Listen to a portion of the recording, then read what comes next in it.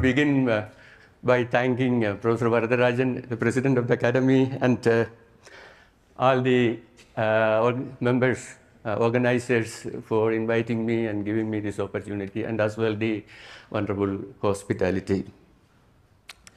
I understand that I have my audience today have interest in different domains of science.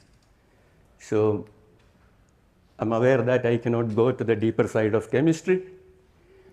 I will try to engage all of you as much as I can, but maybe in between I'll talk a little bit of chemistry. So you will see the title here. I made it a little broader so that probably you may appreciate it. You may be wondering what is supramolecular chemistry, the non-chemist, and what has it to do with windows. Let me take you to the story now. So this is a slide which I'm sure everyone in this hall is very familiar. We are seeing this every corridor on these sustainable development goals. And every time, we are reminded of our responsibilities as scientists, because all these developmental goals are centered around science and technology intervention. Whatsoever you consider, whichever way that you implement, ultimately we are responsible for the proper implementation. And developmental activities you can't stop, but certain associated consequences we should be aware and try to minimize it. That is the purpose of setting up these goals. And some of the important things, you are aware that we have to provide clean water, clean air, clean energy, affordable housing, affordable healthcare, of course, waste management. Then we talk about smart city, smart villages. So we have to, being scientists, we have a lot of responsibility to make sure that we are having, because people have the right to live in peace and prosperity, and also should have a comfortable life. So with this brief introduction, let me take you to smart windows. What do you mean by smart windows? I am sure that many of you know what is meant by smart windows.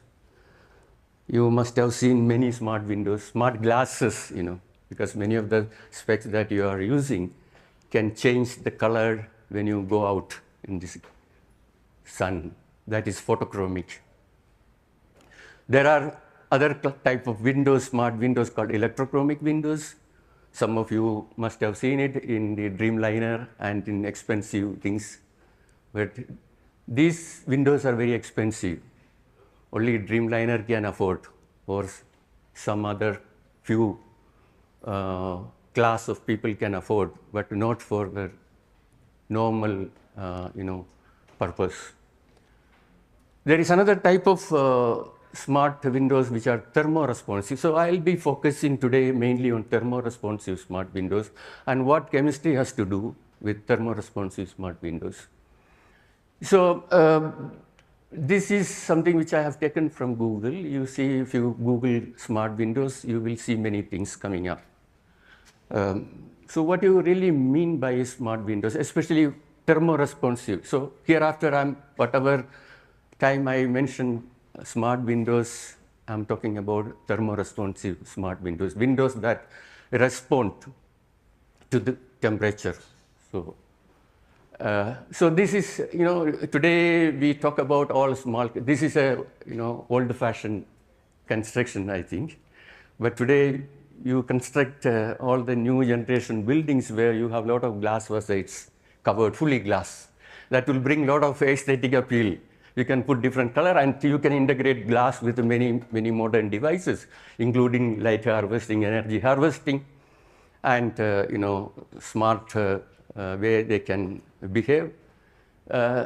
So imagine when you have a closed room like this, and we are all sitting in this room, and today we have a very bright summer outside.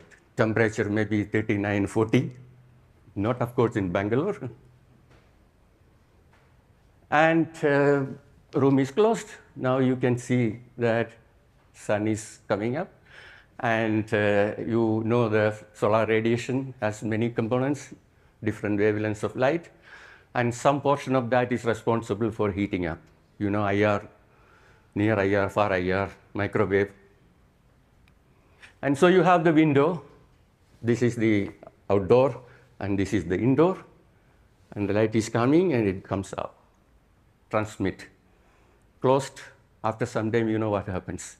The room will start getting heated up, and then your AC has to struggle to maintain a comfortable temperature inside. That means you are using up energy, and which has environmental consequences. And now, how to reduce that load of electricity? So one way is to block that radiation. If you block, then the heating up in the indoor space will come down, so that the load of air conditioner will go down. You can save energy. And suppose this happens across our country or across the globe, you can now imagine how much energy that we are going to save and how much carbon footprint that we can save. And that is the whole idea. And here now you can see, this is the window here, and some guy is watching outside. On warm days, what happens is that the window will become, cloudy or opaque, and it reflects back the infrared radiations, allowing partly the visible light coming. So there is a partly light coming in, but IR radiations are reflected back, so that the indoor space will slowly getting cooler. On the other hand, on a cool day, what happens is that the window will be always clear and all the light will come, and the temperature outside is 10 degrees. When all the infrared rays comes in, slowly the room gets warm up, so that you will feel a little bit more comfortable. So that is the whole idea of smart windows. And this is a little bit of the science of that, where you see this one, the colored one here is the solar spectrum, where you have the red one responsible for heating up the air inside. And the smart window has to block particularly this portion. If the window is too smart, then it should partly allow this part so that you get some light inside, and it should completely block this part. But it is very, very difficult to design such materials.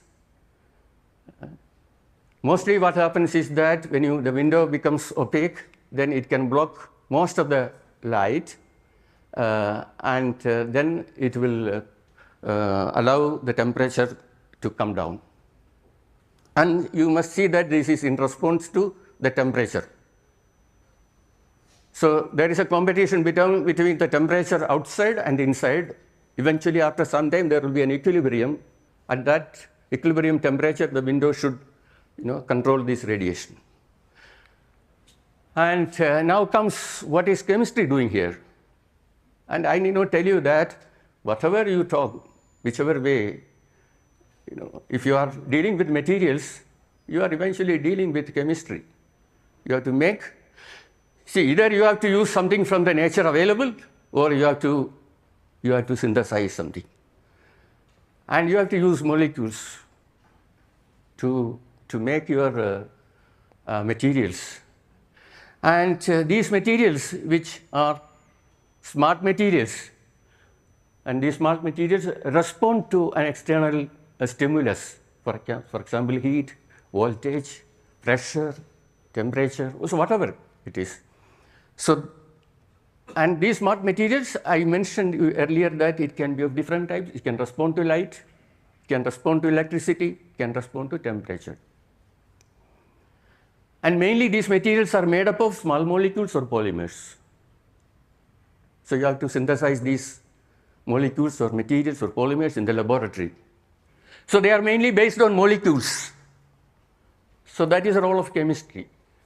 And then chemistry facilitates their synthesis, and of course, the properties can be tuned by structural modifications.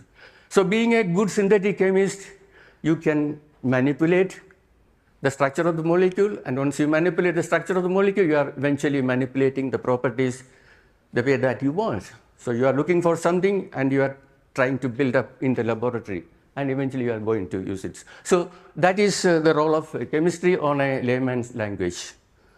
And now, again, I'm trying to make you understand a little bit more the thermoresponsive smart windows here. So on a cold, sunny day, this was, I was telling you in my first slide, that on a cold, sunny day, all the light will be allowed. The window is so smart that it responds with the atmospheric conditions and allow all the light coming in so that the cold air in the indoor will slowly getting heated up, and that will give a comfortable atmosphere inside. But on the other hand, on a hot, sunny day, it partly prevents all the heat generating radiations and allow partly the visible light inside. And see, the conventional thermoresponsive smart windows use certain amphiphilic polymers, though those who are working in the field of polymer chemistry may understand that. And these kind of polymers have an interesting phenomenon called the lower critical solution temperature, which is called the LCST. For example, polyacrylamide and their variants, their different copolymers, they are amphiphilic. They dissolve in water if you put it in water, and initially the solution looks very transparent because the polymer chains are extended due to solvation of the functionalities of polymer by water molecule. But if you suddenly increase the temperature, you break the energy barrier of the hydrogen bonding, the water will be expelled from the polymer chain, and then it collapses to form globules. Once it forms spherical assemblies, then you know the basic principle of light scattering. The Rayleigh scattering or the Mie scattering, it's scattering light depending upon the size of the particle. And then you will see a cloud coming up in the solution, it becomes opaque. That means you are radiating the wavelength back. So that is the chemistry or physics of that such kind of materials. So this is what is happening. So this is the chemistry. This is a polyacrylamide. Water, you put it in water, get hydrogen bonded, and once you increase the temperature, it becomes globular, collapse the chain, globular, and immediately you will see a sudden drop in the transmittance from 100% to 0%. You see it becomes cloudy.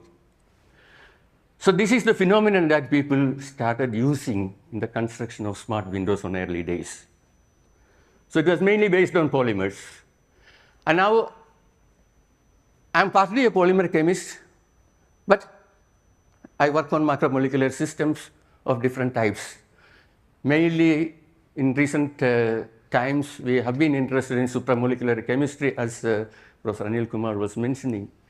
So we had many different types of interest, especially creating electronically active materials. So we use a family of molecules called psystems. These are pi conjugated aromatic systems. By virtue of their inherent electronic properties, you can use them for many applications. And so I will quickly take you to some of those, because probably many of you may not be interested in this. I'm just because I'm trying to tell you that, see, our research group, my students have contributed many things in this domain, and that is the reason why we could slowly move away from the fundamental chemistry to a little bit of application at the end of our exercise. So I'll skip all these things, and then, okay, I'll start from here. So now my chemistry friends can enjoy a little bit of the chemistry. Others, you can take rest for some time when I talk about the chemistry. So this is a classical photochemistry. Don't worry about the structure or anything. I'm telling you, this is a kind of molecules, tailor-made molecules, which is called a 9-phenyl tenyl anthracene. It has a very interesting photochemistry. It's a classical photochemistry. You may read it in the textbook. So we were revisiting this chemistry to understand some of their behavior, especially in supramolecular systems, because supramolecular chemistry can bring a lot of restrictions to the molecular motion, because you are fixing the molecules using some weak interactions. And in that way, you can place the molecules the way that you want, especially to induce certain type of reactions when there are possibility of multiple reactions. So if you want to be interested in making only one type of products out of such combinations, you have to fix the molecules. There are many ways of doing it, creating a restricted medium. So one way to do this is bringing the element of supramolecular interaction.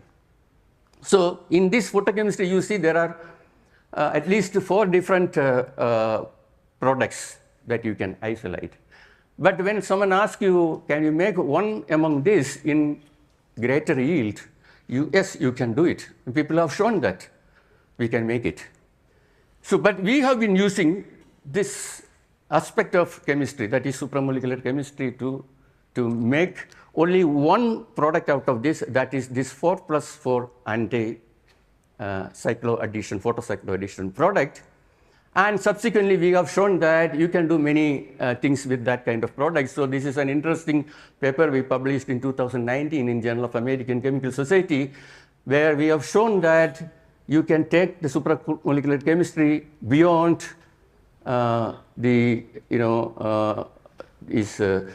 specific reactions, but you can take the product in some sort of applications where we have shown that or demonstrated that you can generate white light from this. We made some devices and all, but there are certain inherent limitations to take it forward. So we did not pursue it much, but the chemistry was so interesting. But then the question came, how best we can diversify this chemistry? So since this photochemistry, which I have shown earlier, was doing in organic solvents, you see, we asked the questions, what happens when do this photochemistry in aqueous condition, because that is the most benign solvent. So I told my student to make the molecules which can be dissolved in water. So we put this kind of functional group. Being chemists, we know what we should do to make the molecules to behave the way that you want. So we made this molecule, and it's water soluble, and I told the students to look at the photochemistry, or what are the products. And then he came and told me, sir, it doesn't work. It's not working. In water, the reaction. So then why it failed in water? It tells you that, because you remember it is working in this condition, in organic solvent, but it is not working in water.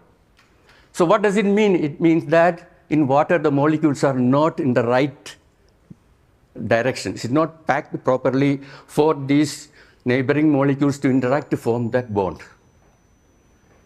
So that is the reason. Because in water competes with the hydrogen bonding. So the molecule cannot form the hydrogen bond to come closer, the way that it is a head-to-tail arrangement. And that is not possible in water. It takes some other. And you see, this is an amphiphilic molecule, and the organic part hates water. Only the side chains like water.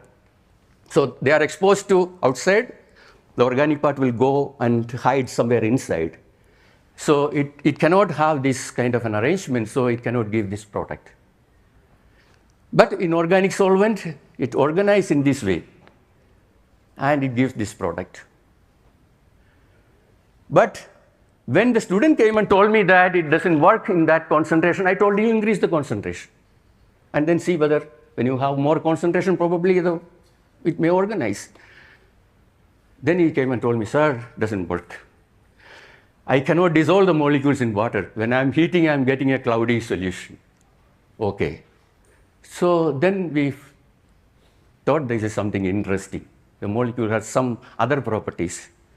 So the full credit goes to the student. He has observed this and he has reported me properly. Otherwise, sometimes what we do is, okay, that reaction is not working, I'm not going to work it, so throw it. But he didn't do that. He started investigating in detail. So this is what I was telling you. This is the LCST phenomenon that certain polymers do. And now we are observing it in small molecular systems. And when you heat it just above 32 degrees, immediately the clear solution turns opaque.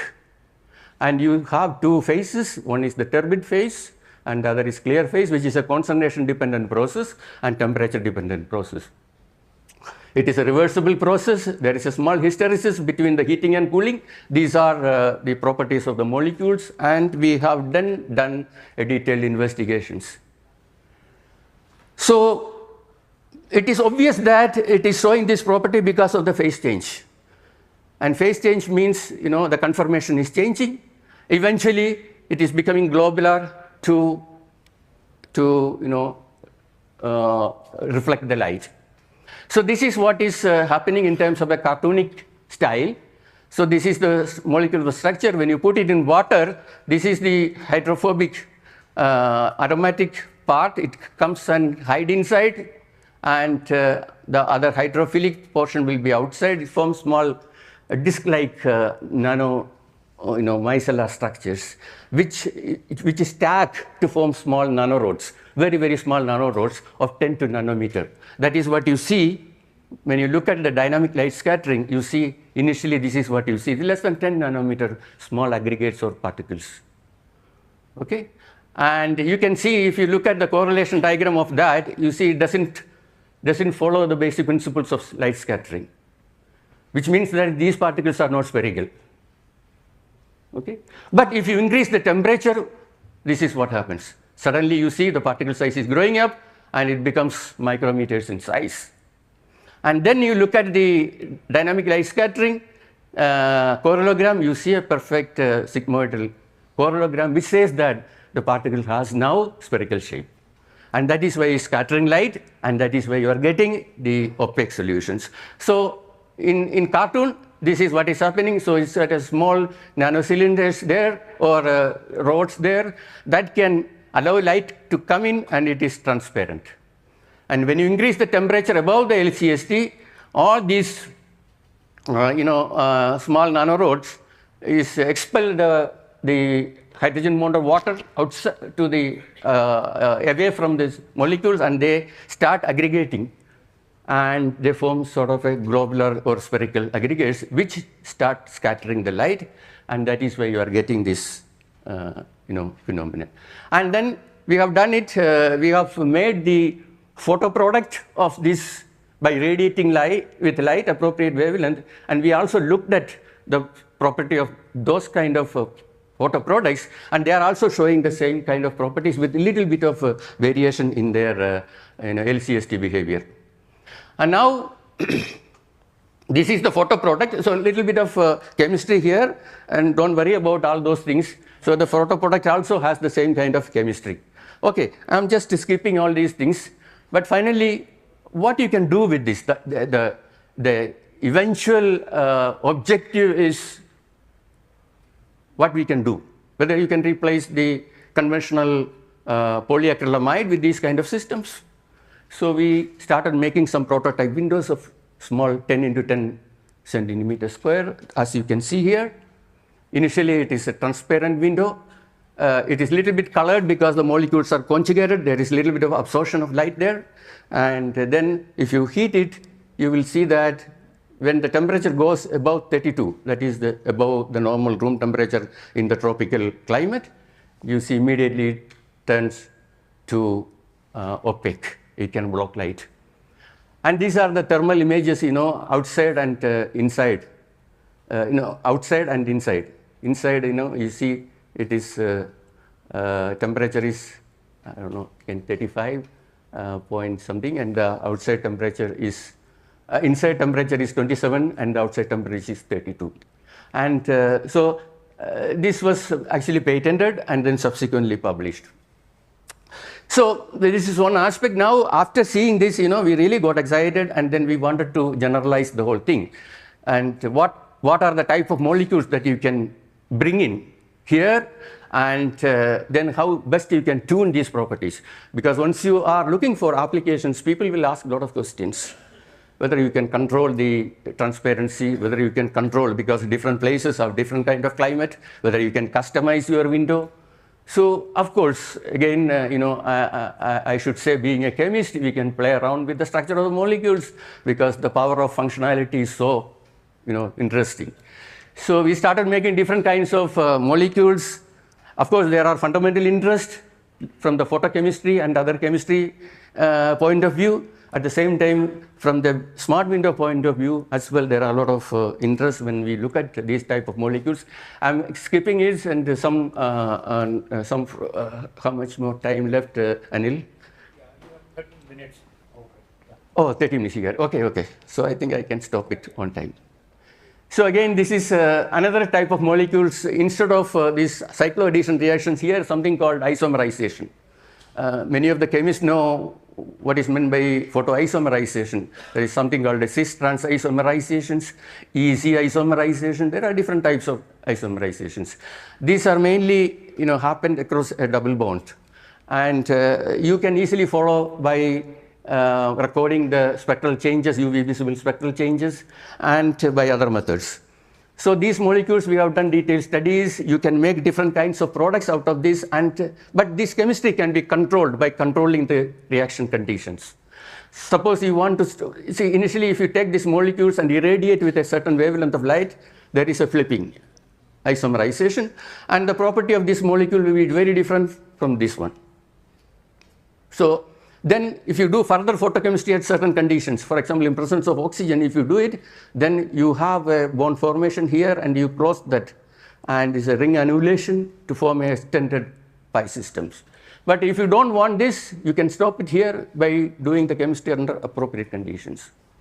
And the point is that since these molecules are LCST active, you can have different LCST temperature out of this chemistry. For example, this molecule has an LCST transition temperature of 33 degrees, whereas when it undergoes isomerization, reduces to 28 degrees.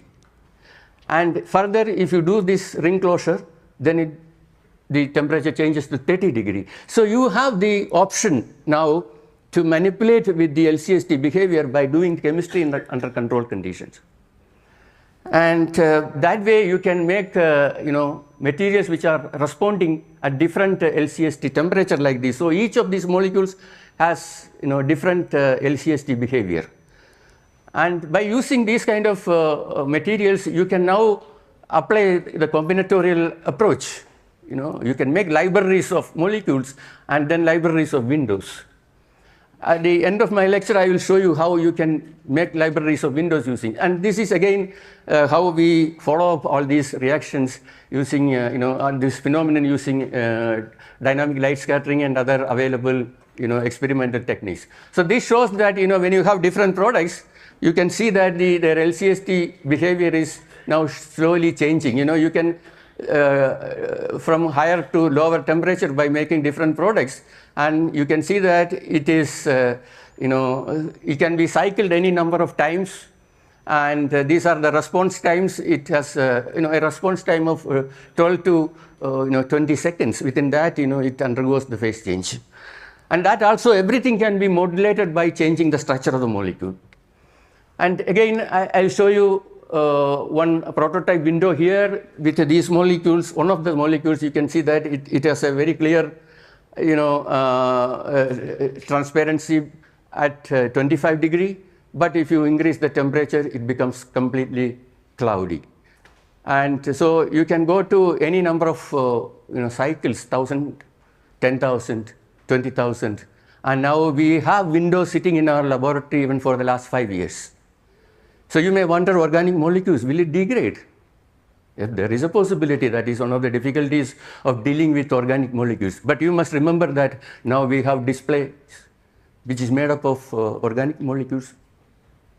I remember when I started my career at some 30 years back, that time this display organic light emitting diodes and other display devices were coming up in a big way. I remember many of those leaders giving lectures and many of the people sitting in the audience asking questions how long these will survive. Will it survive for 1 day, 2 days? But today it can survive 5 years, 10 years in the device. So the technology has improved. So if you ask this question, what is the stability, whether it can be used, my answer is the same, that it can withstand if you properly package it well, protect it from air. And another use of intention of using photoresponsive material is that such materials, when light comes in, it undergoes some reactions and it prevents degradation. It's only product change, A going to B or B going to C, but it never degrade as fast as other organic molecules. So you can then increase the lifetime of the molecules here. And again, this is again a cartoon way of the mechanism of operations. This I have already explained what is happening in this, so I'm skipping it.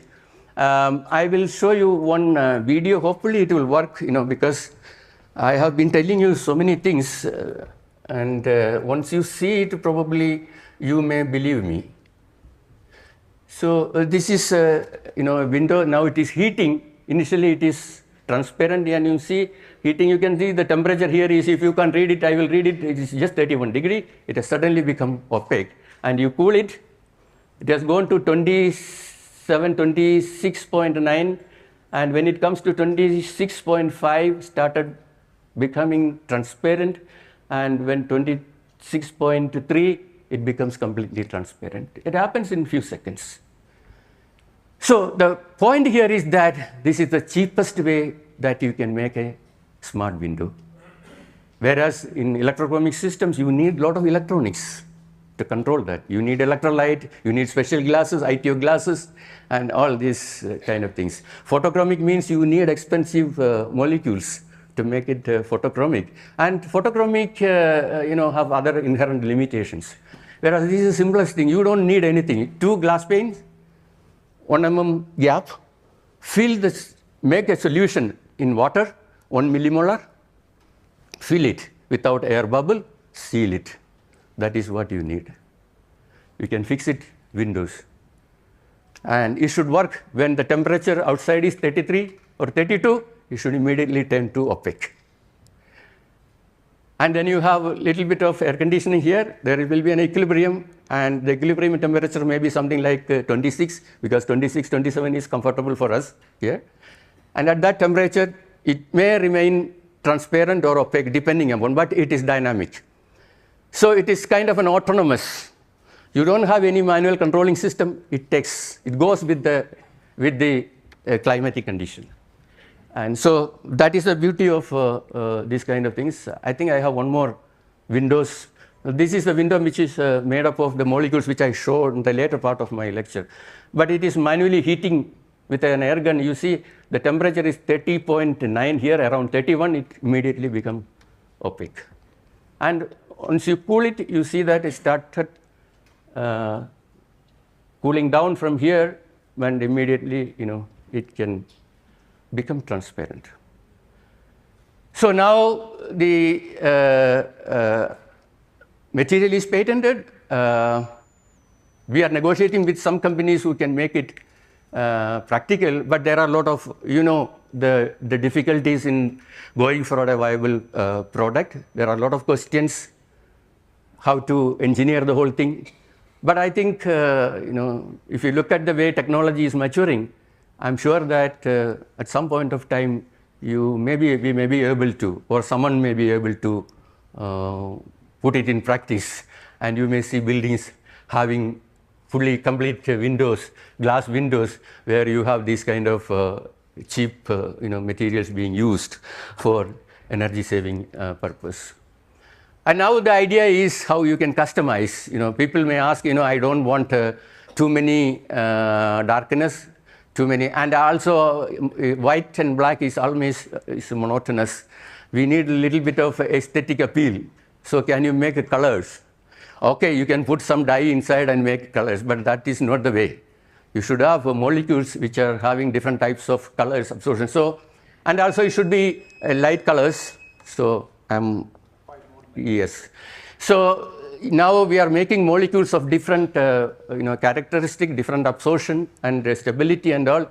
Now you can make windows. See, this is a window which is responding between 24 and 28 degree, which is the most sensitive, the lower temperature side. So the ambient temperature here is between this. You can have this kind of systems. And then it remains opaque at higher temperature. So it has on-off state. But if you have this molecule, it's a different molecule from that, you have different color, okay? But you see 24 degree it is transparent, 28 degree transparent, 32 degree transparent. But after 32, you start becoming opaque. So that is responding at a different temperature range.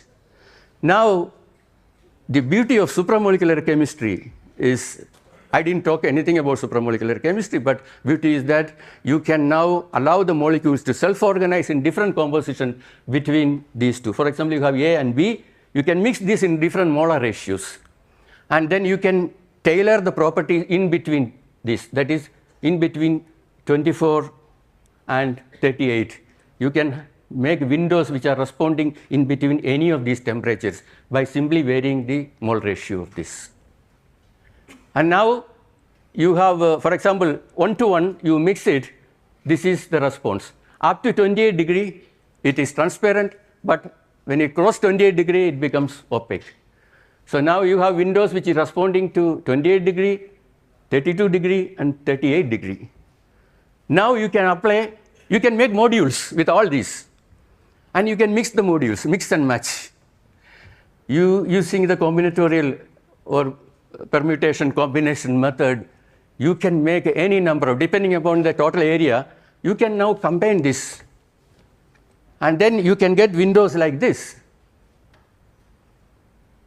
You now look at, these are, for example, when I have these kind of modules, different modules, it is, initially it is transparent at 25, but when the temperature outside moves to 29, you see only one of the module is opaque and other two are transparent. So it partly allows light to come in, so partly block the light. Okay, so it can partly control the temperature. But again, the outside temperature, because from morning to mid of the day, the temperature will go up, and the midday it can be very high temperature. But when it becomes 33, you see two of the module become opaque. The other one remains transparent. So you will get a little bit of light. But again, if the temperature is going beyond 33, you all become transparent, opaque, it completely blocks the light. And now you can use these combinations and create any number of windows. So I'll stop here by saying that there are a lot of options now to make such windows. So finally, I think it's time for me to conclude. And whenever I give lecture, I show the photographs of all my students, because each one of them have contributed in some way or other. But the work I discussed today are mainly done by these two Bengali guys. They came to me thinking that I am a Bengali, but unfortunately I am not a Bengali. So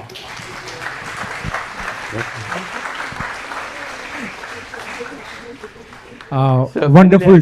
I should give me a few seconds. So I'm now in SRM. I retired from CSIR.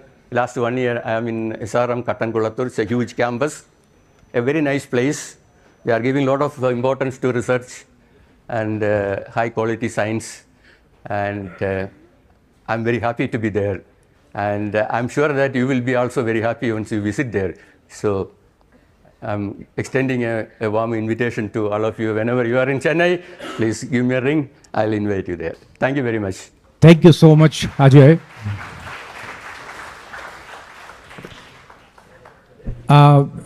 If there are any questions, concerns, please. I have a comment and a question. Yes. When I also heard your name, I thought you were a Bengali. Then when you started talking, I thought you were a Malayali. Malayali. Good. Yeah, So I was right. Yeah. So my question is, does nature use this for photo protection, for example, in biology? This kind of, is it being used in biology? Nature is very clever. Yeah, nature is very clever in many different ways. But the one which I am talking, this is, I think you don't see anything in nature of this kind. I don't know whether there is some living system which can change their transparency by... Like beetles and so on. Beetles and all have other physical phenomenon. Like, for example, what you call the structural colors. Okay. They can change colors. They can probably also change some other, for example, softness or shape.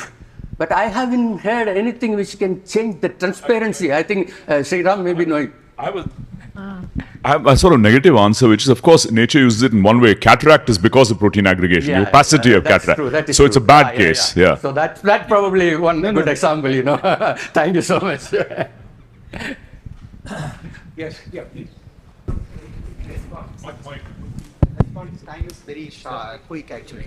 If you see these other stimuli response materials, it takes much time to convert one form to the another form.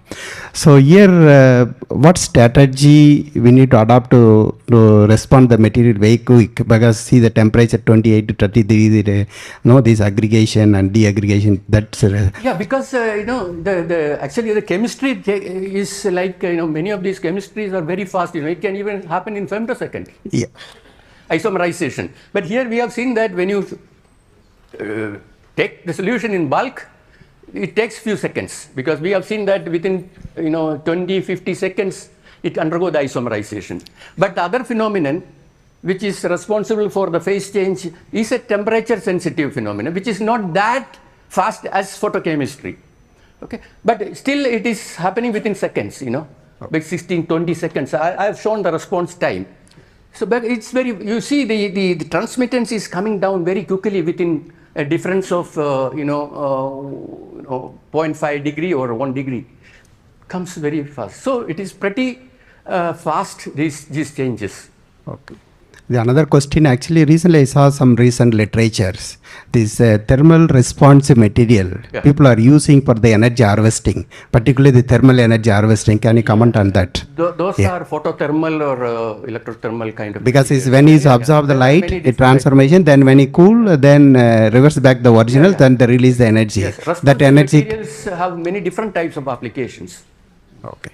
So you said, what you were saying is photothermal materials. They like it's energy harvesting. For example, waste energy harvesting that is coming up in a big way in waste energy management. Sir, very nice presentation. I am from biology, but the talk is very interesting. So I want to ask, because if you use this in a room or any place, it is 6 to 7 hour heat, and then again the cooling things. So what is the durability of your system for you can say sustainability of your system in real sense? You mean shelf life? Yes. That is what I was telling you. Look at the sustainability of organic display devices or any organic electronic devices. They are staying. Of course, they are. But they are packed very. Putting in a room, Yeah. changing the wall is with the glass is not easy task like changing AC. No, it is very simple. What you need. Windows. It's just like, for example, this glass window. How difficult is to put this glass window there? Okay. Only that same difficulty. The only thing which people have to be careful here is that you are putting some liquid inside and you have to seal it. There should not be any leakage. Okay. But here it is water, So water is a benign solvent. And the molecule is using in a very small concentration, It is in millimolar concentrations. So you don't need bulk, molecule. If you have 1 gram of your material, you can make several windows. Okay. Thank you. Yeah. I have a small question. Without making opaque, can you have a difference in temperature, make it transparent? That is, that is why, depending upon the structure of the molecules, you can have transparency at different temperature, or even varying the concentration, you can control the transparency, because the transmittance of light also depends upon the concentration of this phenomenon. LCST phenomenon is a concentration dependent property as well. So if you decrease the concentration, you can slightly control the transparency. So there are many ways you have to fine tune for your requirement. See, the thing is, the property that you talk of opacity and transparency. Remember, this is highly temperature sensitive. 7 degree.